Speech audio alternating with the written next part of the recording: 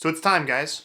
It's time to put my portfolio to the test. There are lots of personal finance YouTubers out there that love to share their thoughts and their ideas on what they're investing in, why they're investing in it, and some are even really great and transparent with how their portfolio is performing. But then the question becomes, how do these portfolios compare against, say, investing in the S&P 500? Or perhaps the NASDAQ 100, or perhaps even a dividend ETF portfolio. We're going to take a look in this video at my portfolio and how it has performed over the past 15 months, and we're going to compare those results, both with respect to overall investment performance, as well as income generated, so we can see just how my portfolio performed against other common investments. I decided to make this video before I even looked at my results, and honestly, I was a little bit shocked.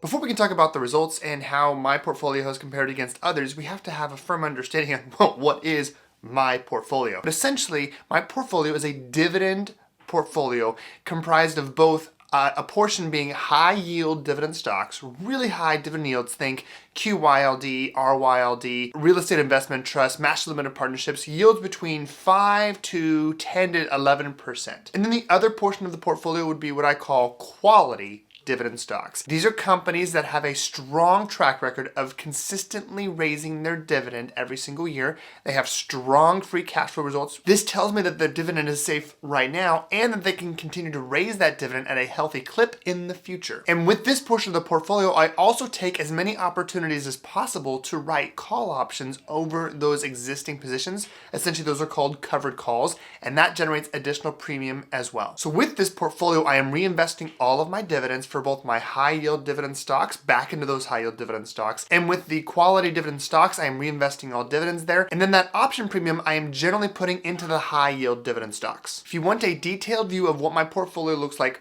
right now, you can check out the link down in the description below for M1 Finance. Alright guys, so we're in the spreadsheet for today's video, and we're going to take a look at just how my portfolio has performed over a specific time frame, both with respect to overall portfolio balance while reinvesting dividends, as well as the total income earned by the portfolio. And of course, we're going to compare my portfolio results to 3 separate index fund strategies. Number 1, the NASDAQ 100 QQQ, the S&P 500 index, which we will use the ETF SPY for, or SPY, and then lastly, the Schwab US Equity Dividend ETF, SCHD. So here's all the data you need to know about the test. First off, we're looking at the results from January 1st, 2021 through March 30th, 2022. So approximately 15 months. The way that I created this is I went back through all of the 15 months, looked at all of the deposits I made to the account, as well as all of the dividends that I earned and all of the option premium that I sold as well. Our portfolio balance at the end of business December 31st was $52,173.16. Here's the total of all of the deposits I made into the account over those 15 months. Just for your awareness, some of the deposits here, especially the larger ones near the beginning of 2021, were not just extra income I had available.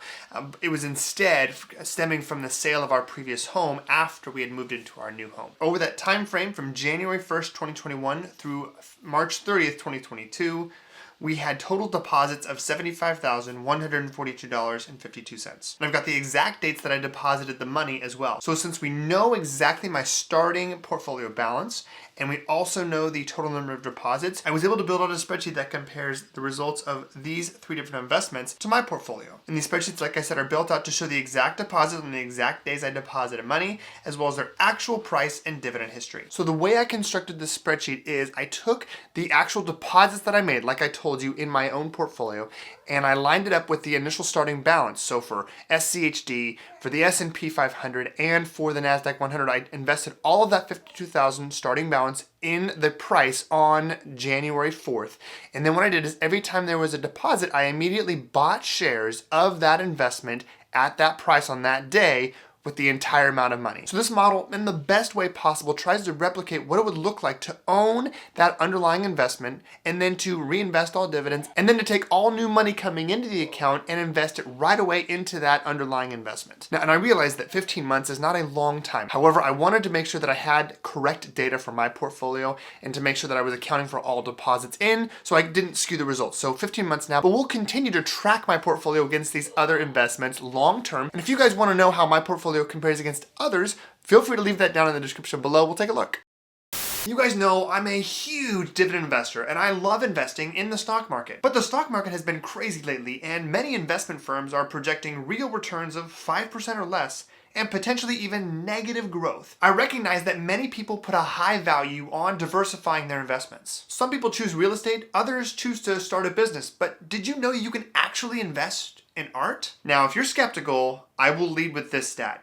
Contemporary art prices have outpaced the S&P 500 total return by 164% from 1995 to 2021. Masterworks.io is the only platform out there that allows you to access these types of exclusive investments. They were founded in 2017 and are currently valued at over $1 billion.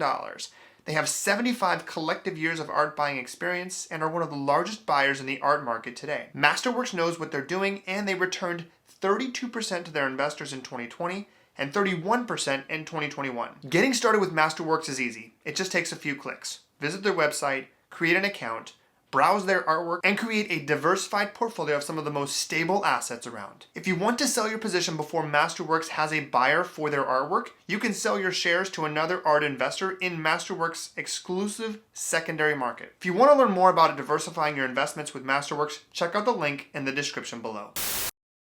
This is for SPY, the S&P 500. Again, starting with $52,173.16 using the actual deposits that I made during that 15-month time frame. And of course, reinvesting all dividends earned. All right, here's how the S&P 500 turned out. Total value after that 15-month time frame, starting with $52,000, making that $75,000 in deposits.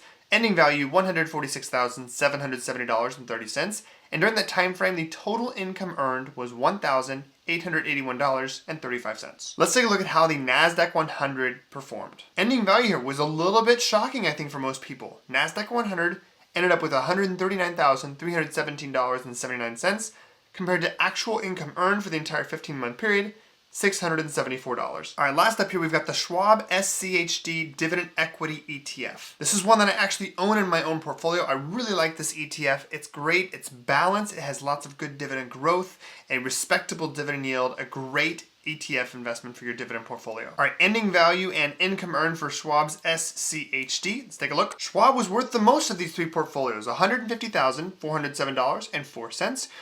Total dividend income earned for the period is $4,303.87. Okay, so we now know exactly how these three different ETFs performed. The big question is, how does my portfolio compare to these? And like I said here, I had all of the dividends and option premium built in here, so I went through all of this data to make sure it was correct, and in total it up to make sure I was using the correct numbers for this video. All right, let's take a look first here at ending value. I started again with $52,173.16, contributed $75,142.52 over that entire time frame, and total ending value here, $155,482.72. This is good for first place, guys. It blows away the NASDAQ 100, blows away the S&P 500, and ekes out a win against Schwab's SCHD. But this was just ending value. Truth be told, my biggest concern here was making sure that I was earning enough income above and beyond these investments, but I was a little bit surprised to see just how well the portfolio balance performed as well. All right, so we had 674 for the NASDAQ 100, 1881 for the S&P 500,